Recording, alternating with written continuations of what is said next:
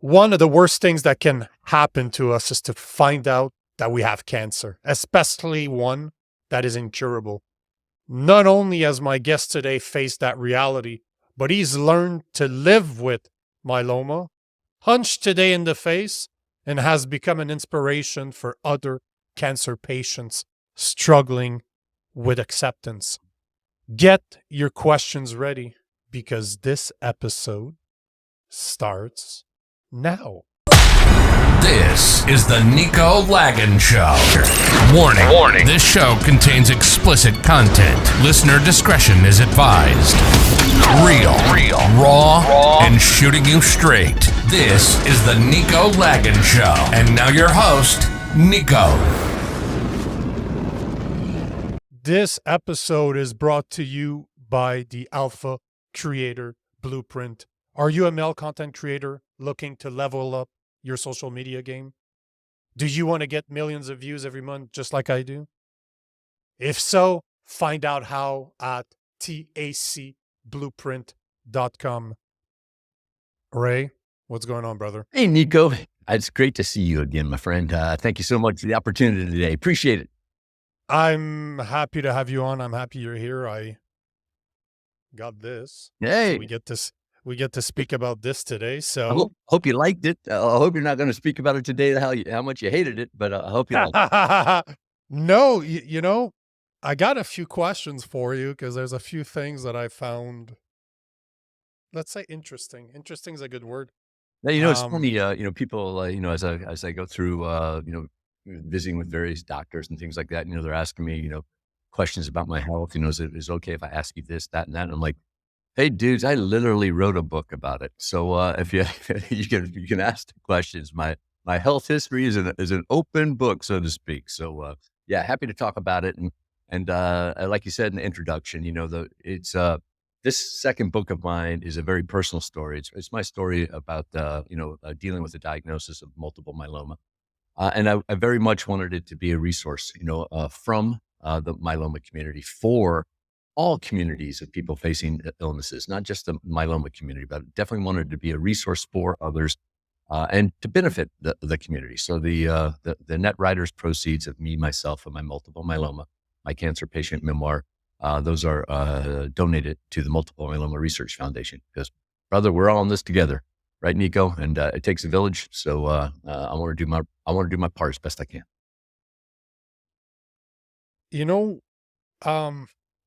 I know that writing a book is personal. I know that writing a book is not an easy thing to do. The question that I have for you is, what happens when you get that call? When you get a call from your doctor that tells you, you know what I have to tell you sucks, but hey, this is life. How do you deal with it? Because I have to imagine that's probably the worst thing that can happen, or at least one of the worst things that can happen. Yeah, and this is a good question. Thanks for asking it, Nico. I had a bit of a warm-up cycle to getting the news, right? So originally we found out something was not quite right with me when I had an anemic blood value on a routine blood test, what's called a CBC, a complete blood count. Routine blood test, I was anemic, a below range hemoglobin score. And so it's like, well, this came up, but maybe there are a lot of reasons that you can be anemic. So let's do a confirmation test. Did a confirmation test and I was anemic yet again. So it's like, all right, we need to do some deeper testing. And those are blood tests that, let's check for iron levels and ferrites and things like that to see if maybe there's internal bleeding, another possible cause. Those turned up negative. So let's keep digging. We got to the point of keep digging, doing things such as like a myeloma panel on blood, on my blood work. And, that's when my doctor began to suggest, my hematologist, the referral, not my primary care physician, but a referral to a specialist. That was the first wake up call. When I went from a regular doctor to a hematologist, and they gave me a referral, and I looked up the number and it said hematology/oncology. That was the first time cancer came up into the equation. It's like, what? Little did I know that almost every single hematologist is an oncologist. So, I was able to talk myself down a little bit. But then going through those tests, my hematologist, oncologist started, saying, hey, we don't know what this is, but it's a good likelihood that it's going to end in an A. It's going to be something like lymphoma or multiple myeloma. And that's kind of an interesting juxtaposition there, because lymphoma is curable, but it also has a higher mortality rate in the short term. Multiple myeloma is incurable, treatable, and has a lower mortality rate in the short term. So, what are you hoping for? Is it one or two? What you're hoping for is, window number 3. So when I did get it was actually not a call; it was an appointment. Called in. For me, as we're kind of leaning toward it, I was relieved, to tell you the truth. I didn't want to hear the news, but I prepared myself to hear the news. But I wanted to get in the fight, Nico. That whole diagnosis period, something was wrong with my body, and it was just me taking a bunch of punches. And the worst punch of them all was the bone marrow biopsy, which is a painful procedure, uncomfortable, right? And so here I am, I'm on the ropes, just getting whooped. And I'm like, in fact, before the doctor said anything, I said, "Doc, tell me what I have, because I'm sick and tired of getting poked with needles and stuff like this for you to figure out what I have. I want to start fighting this thing." And it's just like, hey, multiple myeloma, let's get going.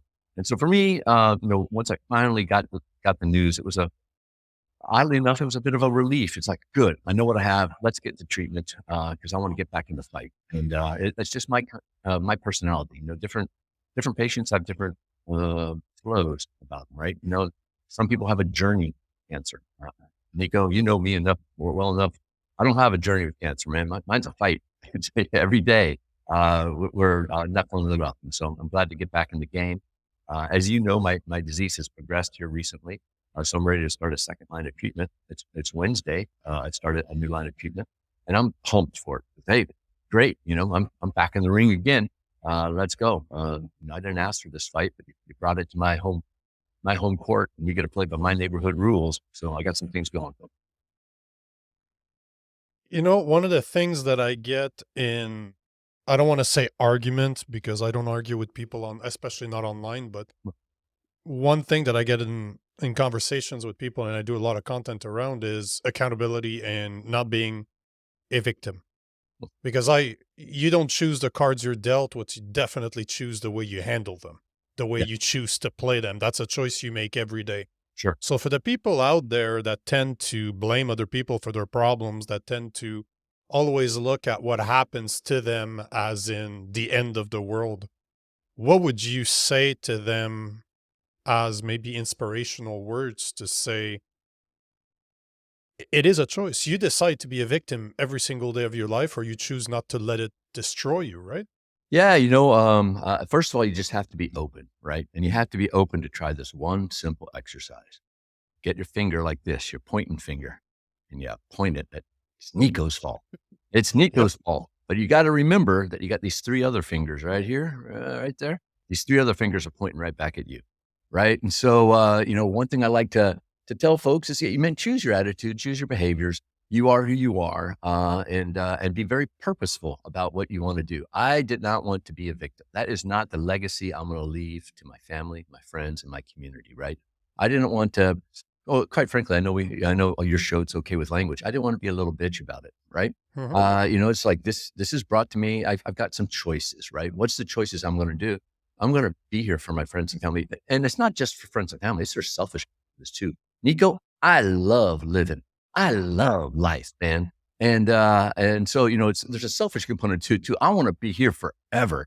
And so I'm working hard against it. But for those who, it's not wrong to fall into a victim, kind of a victim feeling at times, right? It just happens, and give yourself a break. Just don't wallow in it, man. Just find a way to get out of it. And one of the ways that I get out of it is that simple finger pointing exercise. When you point your finger at something and start, shooting blame, what are the 3 fingers pointing back at you? There's a man named John Miller, former wrestler. His dad was the longtime wrestling coach at Cornell University.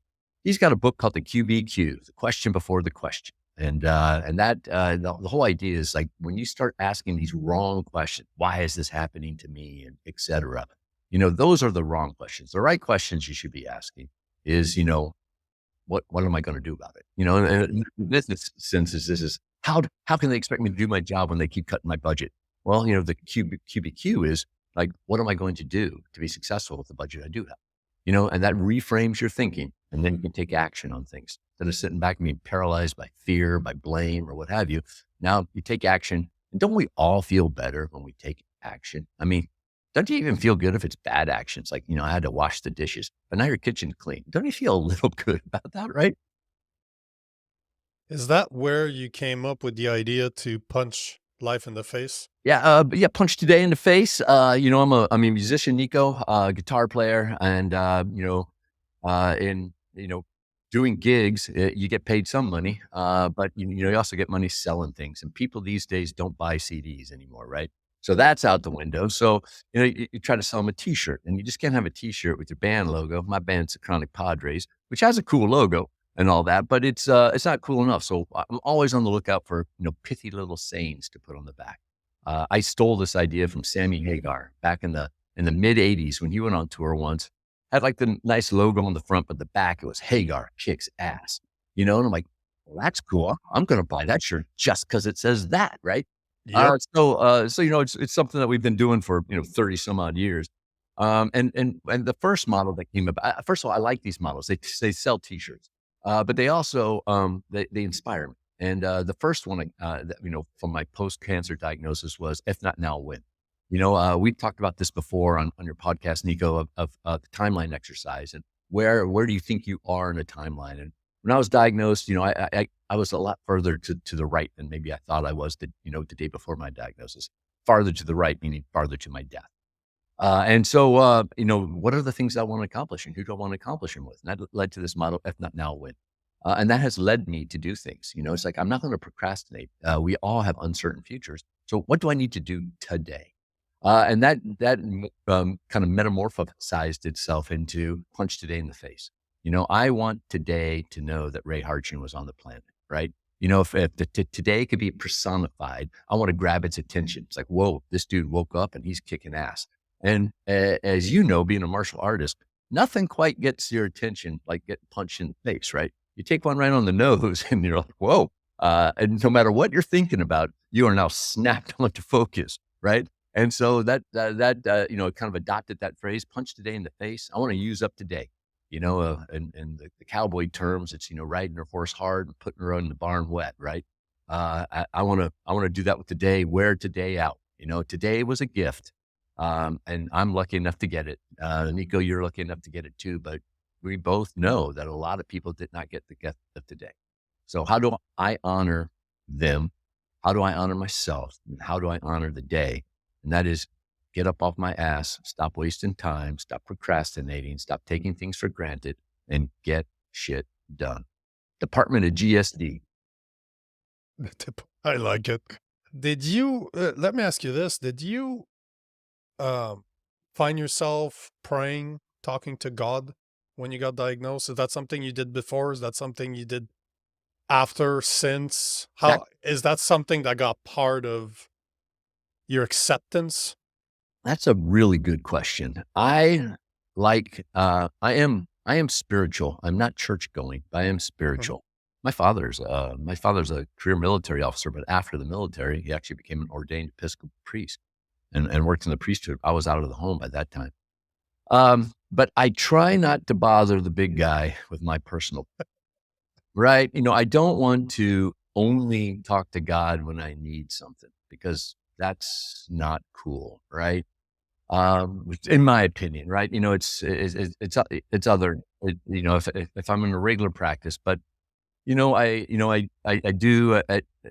like to be grateful and grateful to God for, my time here and time on the planet, and with the people that I care for and love. And, and I tend to, when I speak to that, it's not like, don't, help me get through this. It's not like, come up with a cure, God, save my life. It's just, give me the strength when times falter. We all at times have these peaks and valleys in our days and our weeks and our months, or what have you. And there's a lot of times that I'm strong and I feel so I can reach back and pull my community forward. That's the purpose of the Me, Myself, and My Multiple Myeloma book. But there's been plenty of times where I need my little boost for it, and I'm stuck kind of behind, and I've got my hand out, reaching, and my support group, pulls me forward, or doctors and others, friends, the network, people like you, Nico, inspire and motivate and pull me forward.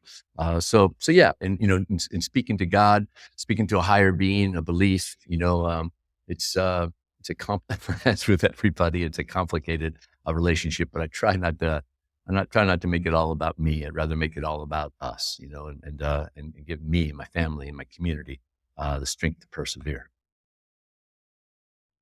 Is that why you wrote a book? Is that why you took it upon yourself to share that? Like the fact that you don't want to make it just about you, but you'd like to help others at the same time? Yeah, that was part of it. When I was first diagnosed, I was fortunate enough to, participate in interviews such as this and videos and the like. And because of that, people, mostly patients, started reaching out to me, asking a lot of questions. Mm. And I thought, what, I'm happy to help. Everything I know about cancer comes from others helping me, my support groups and the like. So I was like, how can I do this? But how can I scale it? I don't mind the one-to-one interactions, but how can I do a one-to-many interactions? So I got an idea. How about we put all this into I'm a writer by trade, so how about I just put this in a book and try to open the veil, lift the kimono, so to speak. Yeah, I've always been a bit of an open book. So I didn't mind doing that. I know there are some patients, and there's a patient in my support group. He's written a book, but he's uncertain whether he wants to publish it or not because, he wants it to be anonymous in the first place. But in today's world, nothing's really anonymous. If you dig down deep enough, you'll be able to figure out who did it. And he just doesn't want, he's, wrestling with that. For me, that wasn't a problem. I'm happy to share, but yeah, I wanted to do something to a one-to-many approach, and I want to be a value. It's, as you talked about at the very beginning, when you get diagnosed with a life-changing condition, or a life-threatening condition, there's a lot of emotions that go into play. You think about a lot of things go through your head. If I can be of help to patients, or if I can be help to caregivers, they're the unsung heroes in a lot of this. It's difficult to be a caregiver. And then there's allies. There's allies like you. I consider you be part of my team, part of my tribe, Nico. And you don't know how empowering that is to know I got a bunch of people alongside me walking into my fight with. That's empowering to me. That energizes me. That's fantastic. So I'm grateful for you, Nico. Thankful to you, your listeners, and watchers that have reached out to me. Thank you so much. I love you all. Uh, you don't have to thank me for that, man. It's that's what we do, right? That's what we're supposed to do, at least. That's what we're supposed to do. Yeah, and you lead by example, man. You are all about taking the bull by the horns and getting things done and taking care of one another. And your entire online persona, for lack of a better word, is helping others. I mean, you can't get more plain than the title of your show, right? So thank you for what you do. Yeah, I don't have a choice, man. It is what I was meant to do, so Yeah. I I just learned to accept it and just do what needs to get done, not because I want to, but because it needs to get done. Well, we're grateful.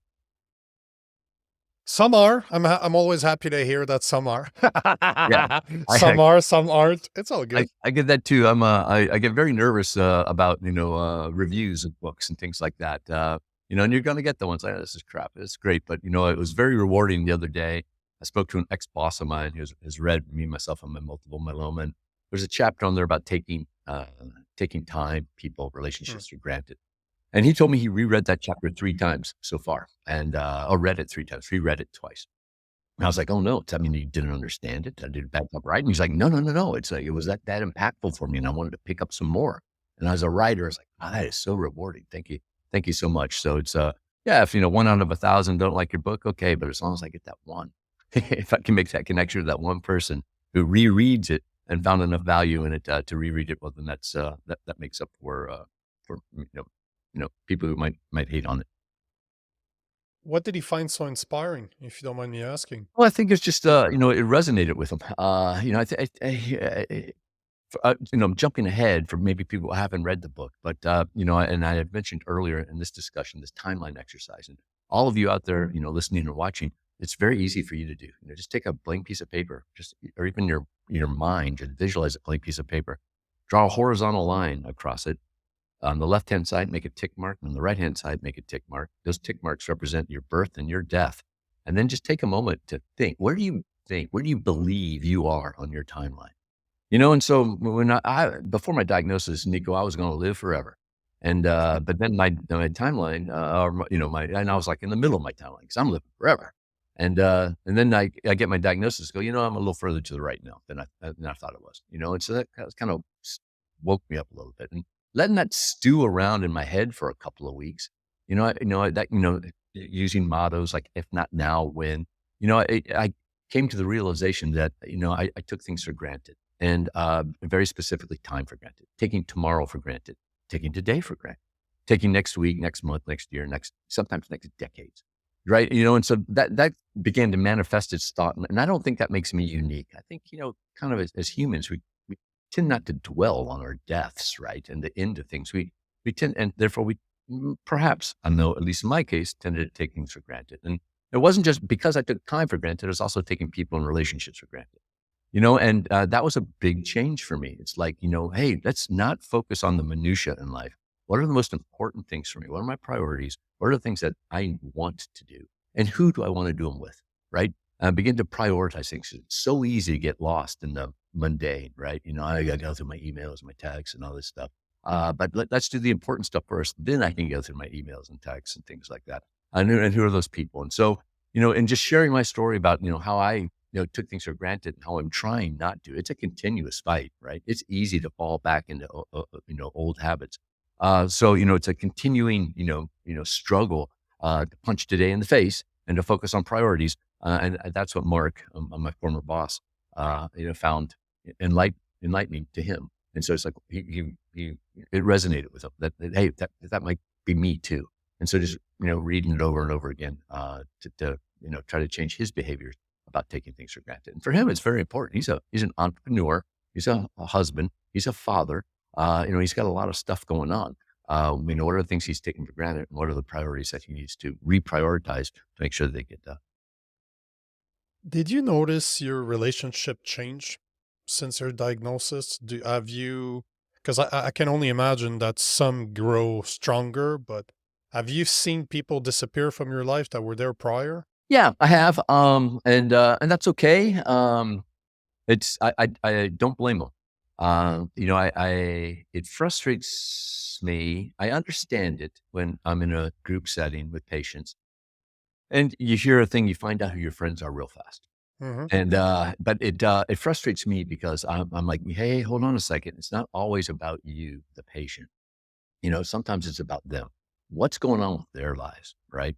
So they've got stuff going on. Maybe they're battling the same cancer that you have, but you just don't know about it because we all do things differently. And I try to remind people that your friends are your friends for a reason. You invited them into your life for some redeemable values, right? And you love them and care for them. I have had friends that have had trouble reaching out to me. They know about my condition, but they've been kind of quiet about it, and that's cool, man. I'm giving them a break because I don't know what's going on in their life, and they may be like I was for so many years, just not knowing what to say, afraid of saying the wrong thing, so I don't say anything at all. Or perhaps you're taking time for granted and you're just kind of postponing these conversations. So knowing that communication is a two-way street, I like to give my friends a break. Some people haven't reached out to me, and that's okay. It's not like I've reached out to them either. Maybe and then sometimes as friendships mature and grow, sometimes you go different ways. And, maybe what was once a deep friendship, it now turns out to be just an acquaintance instead. Those things happen. A lot of times it happens just because of, separation, space, and over time that space, it kind of drives people not to be so close. But my relationships have also changed for the positive, Nico, and that, I continue to try to work on my emotional intelligence. It's something that I'm 60 years old. I just turned 60 at the end of March. And, I maybe around the age of 29 or 30, I first heard about emotional intelligence. I grew up in a culture, military culture, and a family culture that was, calm, cool, collected. We weren't, emotional. We loved each other, but I'm not sure we said that we loved each other, and, we weren't a bunch of huggers and things like that. And that was cool. But, but to me, you kind of like kept your emotions inside, because if you displayed your emotions, you became vulnerable, and it wasn't cool to be vulnerable, right? It was maybe a weakness to be vulnerable. And so then I began to understand that there's this whole emotional quotient side, for you listeners and viewers who aren't familiar with it, there's the IQ, and that's your intellectual horsepower. and there's your EQ, and that's your emotional horsepower, right? And being open, being empathetic would be a good example, right? And so I've been trying to work on that for 30 years to be more conscious of my own emotions and how I feel, being able to identify those and kind of label those, but also caring enough, to share with others, because others might want to have a deeper feeling, a deeper understanding of my feelings, but at the same time ask those questions about how they're feeling. How are you doing? I think it's like so incredible. The American Legion right now is with trying to ask people to be the one to reach out to a vet and ask them, how are you doing? Right? We have a problem in this country with vets committing suicide and other acts of self-harm, and so how can you be the one to be empathetic enough to sincerely ask them, are you okay? Is there anything I can do for you? Other than, maybe a passing thank you for your service or something like that. So, I've been working on this emotional intelligence things for decades now. And that allows me to have deeper relationships. It allows me to say, Nico, brother, I love you. I care for you.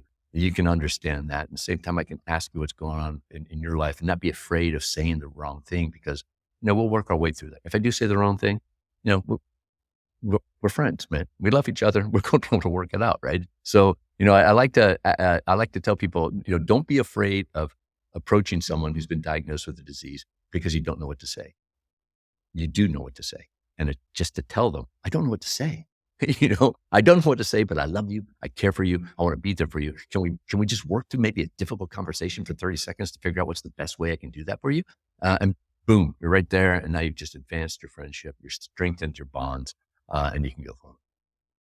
It's interesting really how. long. And I'm sorry about that, but once I No, get, no, brother, listen, this is the whole point. But at the same time, I think that we tend to forget that sometimes there's nothing to be said. Just be around. Just be. Don't treat me any different. Just be a bro. Just be a friend. Just what's different. We don't need to change anything from what we used to do beforehand yeah, either.